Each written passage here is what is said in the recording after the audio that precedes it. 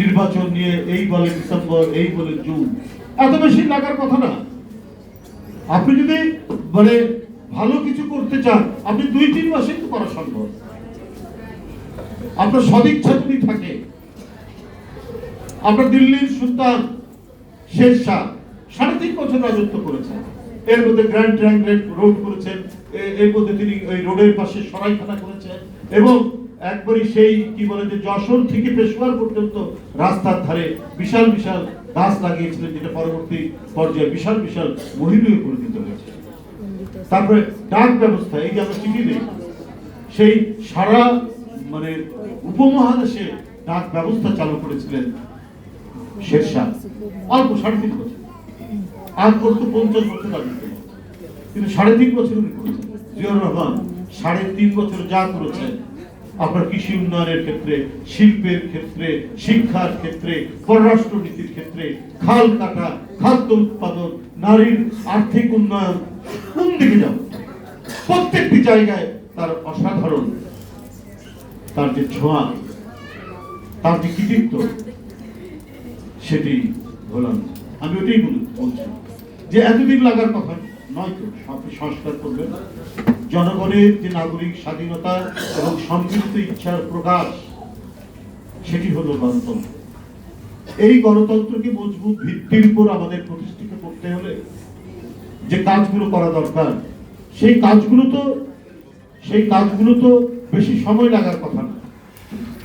এখানে যারা কাজ করছেন এই বিভিন্ন কমিশনের মধ্যে, ঐক্যমত কমিশনের যিনি প্রধান ডক্টর আলী রিয়াজ সাহেব অত্যন্ত গুণী মানুষ, একাডেমিশিয়ান মানুষ, তো তারা তো কাজ করে যাচ্ছেন এবং একটু বেশি সময় লাগার কথা। কিন্তু ডিসেম্বর না জুন, এটা কি ধরনের?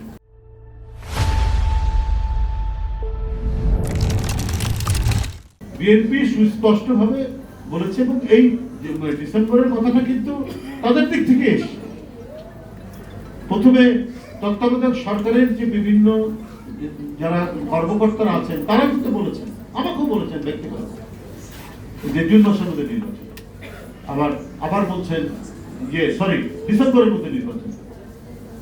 এই যে বিভিন্ন রাজনৈতিক দল দেখা করতে গিয়েছেন, আমার কাছে একটা মানে প্যারাডক্স আমার কাছে মনে হচ্ছে যে বিএনপি স্পষ্টভাবে বলেছে আমরা ডিসেম্বরের মধ্যে নির্বাচন চাই, প্রধান উপদেষ্টা বলেছেন ঠিক ডিসেম্বর থেকে জুনের মধ্যে।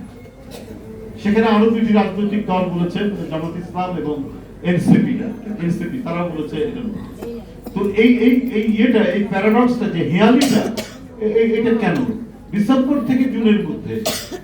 বিএনপি বলছে যে ডিসেম্বরের মধ্যেই করতে হবে, আর ওনারা বলছেন যে ডিসেম্বর থেকে জুনের মধ্যে। এখানে 2টি রাজনৈতিক দল এই হিয়ালিটা, একটা তো নির্দিষ্ট আপনার মাস বলতে পারেন যে এই মাসে, তারপরে শিডিউল ঘোষণা করলেন কাছাকাছি সময়ে, নিয়ম যে সময়ের মধ্যে শিডিউল ঘোষণা করা। কিন্তু এইটা এত থেকে এতর মধ্যে হবে বলে একটা ধোঁয়াশা তৈরি করে রেখে দেওয়া, তো এইটা আমার কাছে তো মানে এখনো আমরা পরিষ্কার না।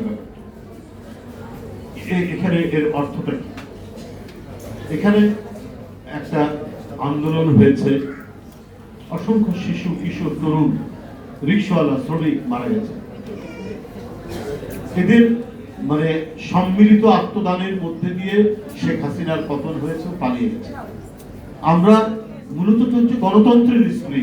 শেখ হাসিনা অবাধ সুষ্ঠু নির্বাচন দেয়নি, শেখ হাসিনার বিরুদ্ধে কথা বললে পরে সে গুম করত, সে বিরোধী দলকে রক্তাক্ত করত, সে মিথ্যা মামলা দিয়ে কারাগারে নিক্ষেপ করত।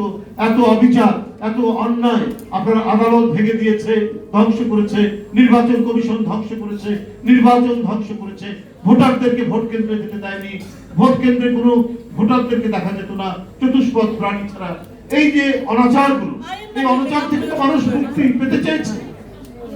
এই মুক্তি পাওয়ার জন্য কতদিন মানে সময় লাগবে? আর হাসিনা তো পালিয়ে গেছে, এবং এইটার জন্য যে কাঠামোটা তৈরি করা দরকার,